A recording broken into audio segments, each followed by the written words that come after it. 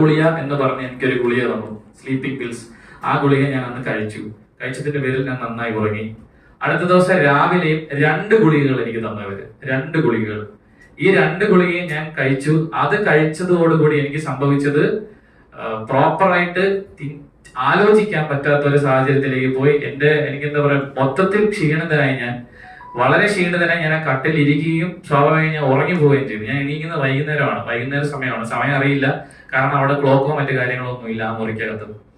ഈ സമയത്തും എന്റെ വീട്ടുകാര് ഈ ഷോ കണ്ടിട്ട് നിരന്തരമായി ഇവരെ വിളിച്ചുകൊണ്ടിരിക്കുകയാണ്. എന്റെ എമർജൻസി കോൺടാക്ട് ആണെങ്കിലും എനിക്ക് എന്ത് സംഭവിച്ചു, എന്തിന് സിബിനെ പുറത്തേക്ക് കൊണ്ടുപോയി, എന്താണ് ആരോഗ്യ കാരണം, ഇവരാരും കൃത്യമായിട്ടോ അല്ലെങ്കിൽ ഫോൺ അറ്റൻഡ് ചെയ്ത് എന്താണ് എനിക്ക് സംഭവിച്ചെന്ന് പോലും ഇവരാരും പറയാൻ തയ്യാറായിട്ടില്ല. ഒരു മനുഷ്യര് പോലും, എന്റെ വീട്ടുകാരെയോ എനിക്ക് വേണ്ടപ്പെട്ട ആൾക്കാരെയോ എനിക്ക് എന്താണ് സംഭവിക്കുന്നത് ആ നിമിഷം വരെയും അറിയിച്ചിട്ടില്ല.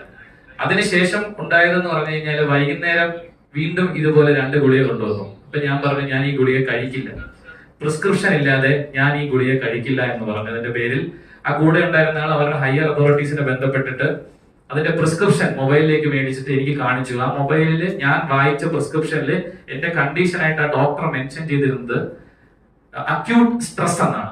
Acute stress. എന്നിട്ട് ഈ 2 ഗുളികകൾ, അതിൽ ഒരു ഗുളികയുടെ പേര് ഞാൻ ഓർക്കുന്നില്ല, 2ാമത്തെ ഗുളിക ഞാൻ ഓർക്കുന്നു. ഒലാൻസപ്പൈൻ എന്നാണ് ഗുളികയുടെ പേര്, ഒലാൻസപ്പൈൻ.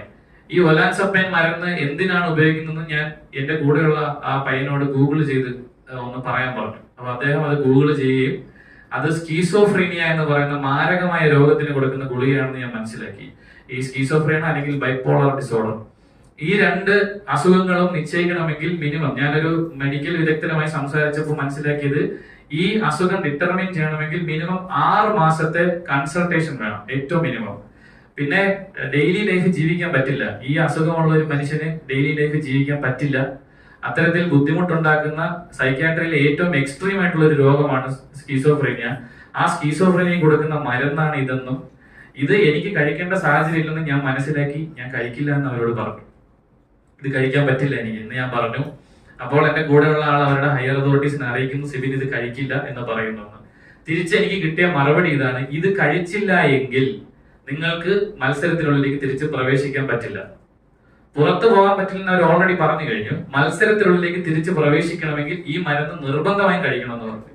അങ്ങനെ എനിക്ക് തീരെ നിവൃത്തിയില്ലാതെ ഞാൻ ഇവരെ കബളിപ്പിച്ചു. മരുന്ന് കഴിക്കുന്ന പേരിൽ ഞാൻ മരുന്ന് തുപ്പിക്കളയുകയും സ്ഥലങ്ങളിലേക്ക് മാറ്റി. എന്റെ കൂടെയുള്ള ഒരാൾ, അയാൾ മനസ്സിലാക്കിയിട്ടുണ്ടാവണം ഞാൻ കഴിക്കുന്നില്ല എന്ന്, ചിലപ്പോൾ മനസ്സിലാക്കിയിട്ടുണ്ടായിരിക്കണം, അതിനെ കുറിച്ച് കൃത്യം എനിക്ക് ധാരണയില്ല. അങ്ങനെ ബാക്ക് ടു ബാക്ക് ഏതാണ്ട് 3 ദിവസം എന്നെ ഈ മുറിയിൽ പൂട്ടിയിടുകയും പുറം ലോകവുമായി എനിക്ക് യാതൊരു ബന്ധവും, പുറത്ത് ഒരു മനുഷ്യരോടും, അല്ലെങ്കിൽ എനിക്ക് ഒരു ഫുഡ് കൊണ്ടുവരുന്ന ആളാണെങ്കിൽ പോലും എന്നെ കാണിക്കാതെ ഇവർ അകത്തേക്ക് ഇട്ട് എന്നെ ലോക്ക് ചെയ്യുകയും, അതൊരു സ്യൂട്ട് റൂമാണ്, അകത്തെ മുറിയിലിട്ട് എന്നെ പൂട്ടുകയും ഒരു മനുഷ്യരെ എന്നെ കാണിച്ചിട്ടില്ല, എന്നെ ആരെ കാണാൻ സമ്മതിച്ചിട്ടില്ല. അങ്ങനെ 3 ദിവസത്തോളം ഇവരോട് പൂട്ടിയിരുന്നു. 4ാമത്തെ ദിവസം എന്നെ കാണാനായിട്ട് ഈ ഷോയുടെ 3 വലിയ അധികൃതർ വരികയാണ്. ഇതിനിടയ്ക്ക് ഒരു പ്രാവശ്യം ആ ഡോക്ടർ വീഡിയോ കോളിൽ വന്നു. അദ്ദേഹം വിശ്രാമം വേണമെന്ന് പറഞ്ഞു എന്നോട്. സിബിനൊന്ന് ടെസ്റ്റ് എടുത്തിട്ട് തിരിച്ച് ഷോയിൽ കയറുന്നതായിരിക്കും നല്ലതെന്ന് പറഞ്ഞു. അതിനുശേഷമാണ് 4ാമത്തെ ദിവസം ഈ ഷോയുടെ 3 അധികൃതർ വന്ന് എന്നോട് പറയുകയാണ്, സിബിന് ഈ ഷോയിൽ തുടരാൻ പറ്റില്ല, സിബിന് നമുക്ക് ആരോഗ്യപരമായ പ്രശ്നങ്ങളുണ്ട്, അതുകൊണ്ട് പുറത്തേക്ക് കൊണ്ടുപോകണം എന്ന്, പുറത്തു പോകുന്നതായിരിക്കും നല്ലത്, വിശ്രമിക്കണം എന്നാണ് പറയുന്നത്. എന്നിട്ട് അവിടെ വെച്ച് ഈ 3 പേര് നിർബന്ധിച്ച് എന്നെ കൊണ്ട് ഈ മരുന്ന് കഴിപ്പിച്ചു. നീ എന്തുകൊണ്ട് മരുന്ന് കഴിക്കുന്നില്ല, ഈ മരുന്ന് കഴിക്കണം, നിന്റെ അസുഖം അത്രയ്ക്കും, നീ അത് റിട്രൈവ് ചെയ്ത് വരണം, ഞങ്ങളുടെ ആഗ്രഹമാണ്, അങ്ങനെ ഇതാണ് എന്ന് പറഞ്ഞ് എന്നെ നിർബന്ധിച്ച് ആ 3 പേർ ആ മരുന്ന് കഴിപ്പിക്കുകയും അത് കഴിച്ചതിന്റെ സാഹചര്യത്തിൽ ഞാൻ വീണ്ടും എനിക്ക് മയക്കത്തിലേക്ക് പോകേണ്ട ഒരു സാഹചര്യം ഉണ്ടായി. വൈകുന്നേരമാണ്, ആ ദിവസം വൈകുന്നേരം എന്റെ എമർജൻസി കോൺടാക്ട് ആയ എന്റെ ഒരു സുഹൃത്തും എന്നോട് സംസാരിക്കാൻ അവർ അതിനെ അനുവദിച്ചു. സംസാരിച്ചപ്പോഴാണ് എനിക്ക് മനസ്സിലായത്, ഇവര് എന്റെ വീട്ടിൽ ആ ദിവസം, അതായത് എനിക്ക് അവസാനം മരുന്ന് ദിവസം എന്റെ വീട്ടിൽ വിളിച്ച് ഇൻഫോം ചെയ്തത് എനിക്ക് സ്കീസോഫ്രീനിയ എന്ന് പറഞ്ഞ മാരകമായ രോഗമാണ്, വയലന്റ് ആണെന്ന് പറഞ്ഞു. ഇവര് എന്റെ വീട്ടില് കൊടുത്തത് എക്സാക്ട്ലി ഈ വാക്കാണ്. സ്കീസോഫ്രീനിയ എന്ന് പറയുന്ന മാരകമായ അസുഖമാണ്, വയലന്റ് ആണ്, സഹ മത്സരാർത്ഥികളെ ഉപദ്രവിക്കാൻ ശ്രമിച്ചു, കുക്കർ എടുത്ത് അടിക്കാൻ ശ്രമിച്ചു, അതിന്റെ പേരിൽ സിബിനെ ഞങ്ങൾ ഒരു മുറിയിൽ പൂട്ടിയിട്ടിട്ടുണ്ട്, പുറത്തു വിടാൻ പറ്റില്ല, ഗുളിക കൊടുത്ത് കൺട്രോൾ ചെയ്ത് നിർത്തിയിരിക്കുകയാണ്, നിങ്ങൾ ആരെങ്കിലും വന്ന് സിബിനെ കൂട്ടിക്കൊണ്ടു പോകണം എന്നാണ് അവരോട് പറഞ്ഞതെന്നാണ് ഞാൻ മനസ്സിലാക്കിയത്.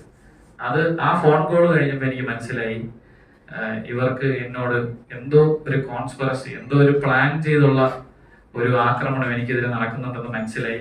അതിനുശേഷം ഞാൻ നിങ്ങളെ ആ മരുന്ന് കാണിക്കാം. നിങ്ങൾക്കറിയാം, ഈ മരുന്ന് ഞാൻ എടുക്കുന്നത് അവസാനത്തെ ദിവസമാണ്. ഇതിന്റെ ഡിജിറ്റൽ കോപ്പിയാണ്, ഒറിജിനൽ എന്റെ കയ്യിൽ തന്നെ ഉണ്ട്. അത് ഞാൻ പോലീസിന്റെ ഏൽപ്പിക്കും. ഡിജിറ്റൽ കോപ്പി ഞാൻ നിങ്ങൾക്ക് ഷെയർ ചെയ്യാം. ഈ മരുന്ന് നിങ്ങൾക്കറിയാം, ബിഗ് ബോസിൽ മരുന്ന് ഇതുപോലെ ഒരു സിപ്പ് കവറിലാണ്, സിബിന്ന് പേര് എഴുതിയിട്ട് ഒരു സിപ്പ് കവറിലാണ് ഈ മരുന്ന് തന്നത്. ഈ മരുന്നിൽ കൃത്യമായി ഞാൻ ഇതിന്റെ എല്ലാ കോപ്പീസും നിങ്ങൾക്ക് തരാം. ഈ മരുന്ന് കൃത്യമായി ഇതിന്റെ സൂം ചെയ്ത കോപ്പീസും എന്റെ കയ്യിലുണ്ട്. ആ മരുന്നിന്റെ പേര് വായിക്കാൻ പാടില്ല, കോൺട്രാക്ട് വയലേഷൻ ആണ്. സിബിന് അകത്ത് നടന്ന കാര്യങ്ങളൊന്നും പുറത്തു പറയരുത്. സിബിന് ഭാവി ഞങ്ങൾ നശിപ്പിക്കും. സിബിന് ഇനി വലിയമായ തുക എനിക്ക് തരേണ്ടി വരും, ഞങ്ങൾക്ക് തരേണ്ടി വരും. അങ്ങനെ ഫൈൻ ചോദിച്ച് ഞങ്ങൾ സിബിന്റെ ജീവിതം ബുദ്ധിമുട്ടിക്കും എന്ന് പറഞ്ഞിട്ടുള്ള ഒരു ഫോൺ കോളും അതിന്റെ പുറകെ ഒരു മെസ്സേജുമാണ് ഞാൻ പിന്നെ കാണുന്നത്. ആ വാട്സാപ്പ് ഓഡിയോ മെസ്സേജ് നിങ്ങൾക്ക് വേണ്ടി പ്ലേ ചെയ്യാം.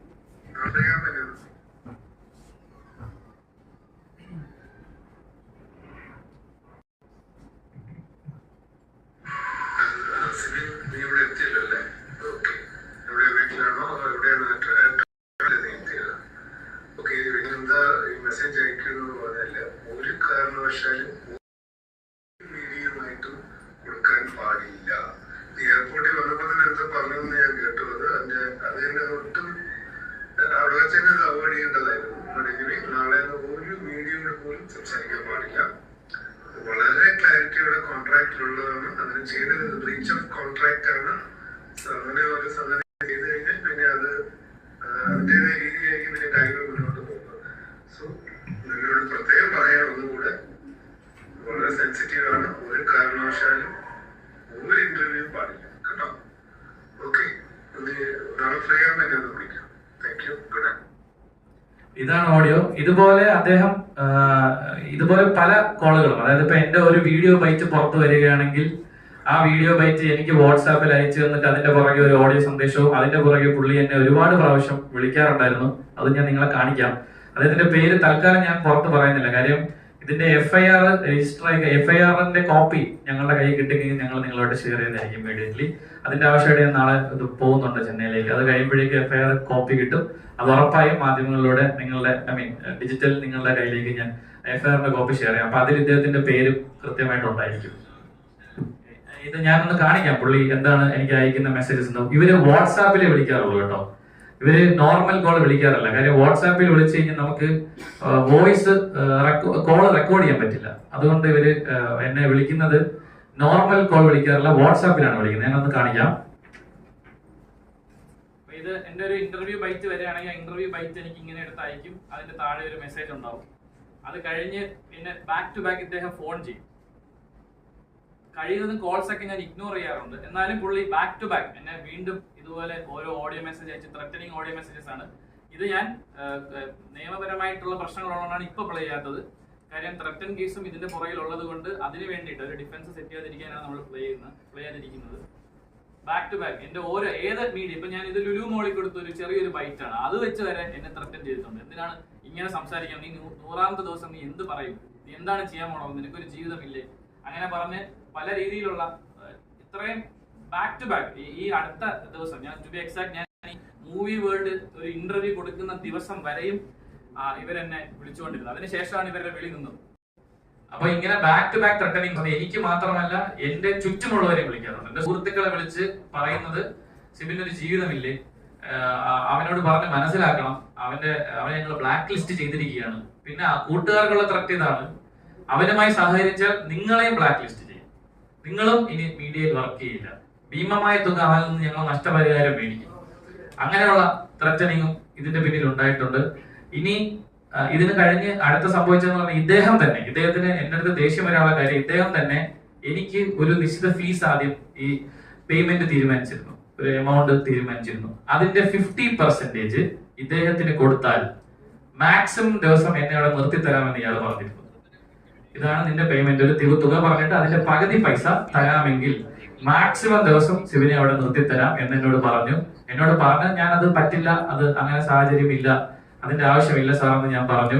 അങ്ങനെ പറഞ്ഞതിന്റെ പേരിൽ എന്റെ പേയ്മെന്റ് ഒരു വളരെ ഏറ്റവും മിനിമം പേയ്മെന്റിലേക്ക് ഇവർ എത്തിച്ചു. പിന്നെ ആ സമയത്ത് ഞാൻ കയറുന്ന കാര്യങ്ങൾ കൺഫേം ആയതുകൊണ്ടും മറ്റു കാര്യങ്ങളുള്ളത് കൊണ്ടും ഞാൻ എന്താ പർച്ചേസും കാര്യങ്ങളൊക്കെ ആയി ഒരുപാട് തുക ഈ ഷോയ്ക്ക് വേണ്ടി ഇൻവെസ്റ്റ് ചെയ്ത് പോയി. അതുകൊണ്ട് ഞാൻ അതിനകത്തേക്ക് കയറി ഷോ കണ്ടിന്യൂ ചെയ്തതാണ്. അപ്പൊ ഇദ്ദേഹം ഇങ്ങനെ back to back threaten calls ഉണ്ട്. അതിൽ ഒരു കോള് റെക്കോർഡ് ചെയ്തിരിക്കുന്ന ഒരു കോളില് പുള്ളി കൃത്യമായി പറയുന്നുണ്ട്, നീ അവിടെ ചെയ്ത കാര്യങ്ങളൊക്കെ എഡിറ്റ് ചെയ്ത് ഞങ്ങളത് വീക്കെൻഡ് എപ്പിസോഡിൽ കാണിച്ച് ഒരു ഡോക്ടറിന്റെ സർട്ടിഫിക്കറ്റ് കൂടെ ഞങ്ങൾ പ്രൊഡ്യൂസ് ചെയ്യും. ഇതായിരുന്നു ത്രെറ്റ്. അപ്പൊ ഞാൻ മനസ്സിലാക്കേണ്ട, ഒരു വീഡിയോ കോളിൽ വന്ന് ഒരു ഡോക്ടറിനെ മനസ്സിലാക്കി എനിക്ക് സ്കീസോഫ്രീനിയ എന്ന് പറയാൻ മാത്രമുള്ള സിമ്പിൾ ആയിട്ടുള്ള ഒരു അസുഖമാണോ ഇതെന്ന് തന്നെ ഞാൻ ചിന്തിച്ചിട്ടുണ്ട്.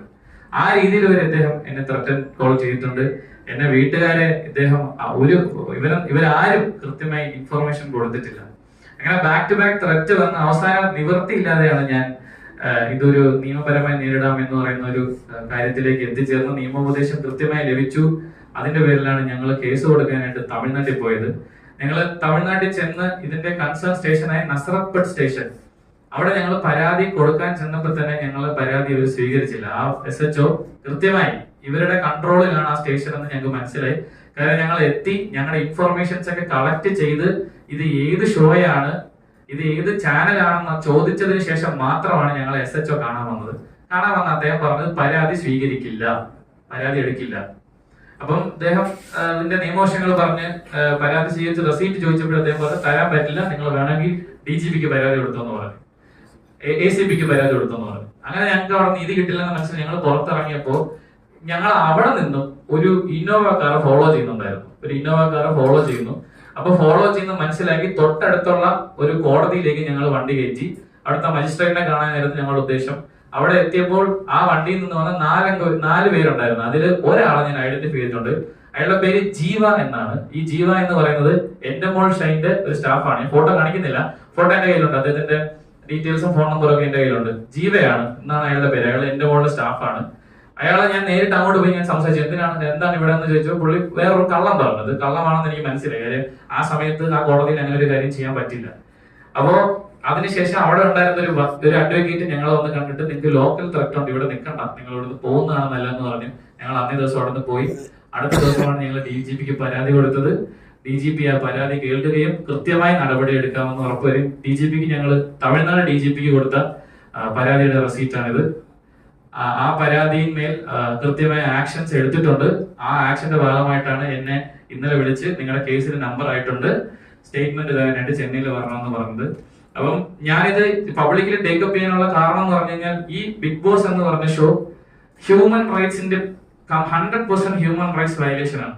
അതായത് ഇവർക്ക് വേണ്ട രീതിയിൽ മത്സരം നടക്കുവാനായിട്ട് ഒരു മനുഷ്യന്റെ ജീവിതത്തിലെ അല്ലെങ്കിൽ ജീവന് തന്നെ ഭീഷണിയാവുന്ന രീതിയിൽ ഇവർ അതിനകത്ത് കാര്യങ്ങൾ ചെയ്യാറുണ്ട്. ഒന്ന്, ഗെയിമിനുള്ളിൽ ഇവർക്ക് എന്ത് മാറ്റങ്ങളോ ഫേവറിറ്റിസോ ഒക്കെ കാണിക്കാമായിരിക്കും.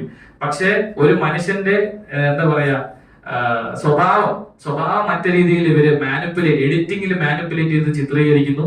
അതിലും തീരാത്ത ആൾക്കാരെ മരുന്ന് കൊടുത്ത് പരീക്ഷണ വസ്തുക്കളായിട്ട് ഇവർ ഉപയോഗിക്കുന്നത്. അത് ആർക്ക് വേണ്ടി? ഇവർക്ക് ആരാണ് മരുന്ന് സപ്ലൈ ചെയ്യുന്നത്? ഏത് ഫാർമസ്യൂട്ടിക്കൽ കമ്പനിയാണ് അത് ചെയ്യുന്നത്? ആർക്ക് വേണ്ടിയിട്ടാണ് ഇവർ ഇത്തരത്തിലുള്ള ഒരു പരീക്ഷണങ്ങൾ നടത്തുന്നത്? അങ്ങനെ ഇപ്പം നമ്മൾ മൃഗങ്ങൾക്ക് മരുന്നെടുത്ത് പരീക്ഷിച്ചിട്ട് ആ മൃഗങ്ങൾ എന്ത് ചെയ്യുന്നു, ഏത് രീതിയിൽ പെരുമാറുന്നു ഒബ്സർവ് ചെയ്യാനുള്ള ഒരു കൃത്യമായ ഒരു ഇതിലാണല്ലോ മരുന്നിന്റെ ടെസ്റ്റും കാര്യങ്ങളൊക്കെ നടക്കുന്നത്. അങ്ങനെ ഒരുപാട് ചോദ്യങ്ങൾ ഇതിന്റെ പുറകിലുണ്ട്. ആ ചോദ്യങ്ങളൊക്കെ ഞങ്ങൾ ഈ പരാതിയിലൂടെ മുന്നിലേക്ക് വെക്കുകയാണ്. ഇതിന് കൃത്യമായ ഒരു നടപടി ഉണ്ടാകുമെന്ന് ഞാൻ പ്രതീക്ഷിക്കുന്നു. ഞാൻ നിയമത്തിൽ വിശ്വാസമുണ്ട്. എനിക്ക് ഒരു കോർപ്പറേറ്റ് കമ്പനിയാണ് അപ്പുറത്തുള്ളതെന്ന് കൃത്യമായ ബോധ്യത്തോടു കൂടിയാണ് ഞങ്ങൾ ഇറങ്ങിയത്.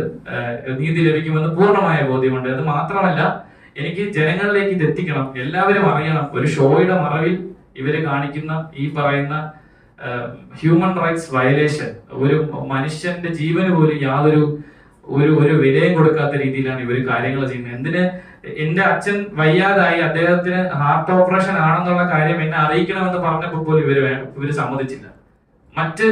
മറ്റ് ബാക്കിയുള്ളവർക്കൊക്കെ അതിനുള്ള പ്രൊവിഷൻ കൊടുക്കുമ്പോൾ എന്നോട് അത് ചെയ്തില്ല അവര്. അങ്ങനെ ബാക്ക് ടു ബാക്ക് എന്നെ ഇവർ ഉപദ്രവിക്കണം. ഇതിൽ ഏറ്റവും ഹൈലൈറ്റ് ആയിട്ട് ഞാൻ ചൂണ്ടിക്കാണിക്കുന്നത്, ഇവരുടെ ഭാഗത്ത് തെറ്റില്ല എങ്കിൽ എനിക്ക് തരാൻ സമ്മതിച്ച കോൺട്രാക്ട് പ്രകാരമുള്ള പേയ്മെന്റിന്റെ ഡബിൾ പേയ്മെന്റ് ആണ് ഇവരെനിക്ക് തന്നത്. ഇറങ്ങിയതിന് ശേഷം ഞാൻ ഈ പ്രശ്നം ഇവരെ മുമ്പിൽ പ്രസന്റ് ചെയ്തപ്പോ എനിക്ക് ആദ്യം തന്ന പേയ്മെന്റിന്റെ അന്നേ ദിവസം തന്നെ എനിക്ക് രണ്ടാമത് അതേ എമൗണ്ട് വീണ്ടും എന്റെ അക്കൗണ്ടിൽ ട്രാൻസ്ഫർ ചെയ്തിട്ട് എന്നോട് പറഞ്ഞു ഇന്റർവ്യൂസ് കൊടുക്കരുത്. കാര്യം ഞാൻ പറഞ്ഞു ഇന്റർവ്യൂസ് കൊടുത്ത് എനിക്ക് റവന്യൂ കിട്ടും, എന്റെ അച്ഛന്റെ സർജറിക്ക് അതെനിക്ക് ഉപകാരപ്പെടുന്നു പറഞ്ഞതിന്റെ പേരിൽ ഇവരെനിക്ക് രണ്ടാമത് പേയ്മെന്റ് 2 പ്രാവശ്യമായിട്ട് പേയ്മെന്റ് തന്നു. ഇനി സിബിൽ പുറത്തേക്ക് സംസാരിക്കരുതെന്ന് പറഞ്ഞു. അപ്പൊ ഇതാണ് എനിക്ക് നിങ്ങളോടൊക്കെ പറയാനുള്ളത്.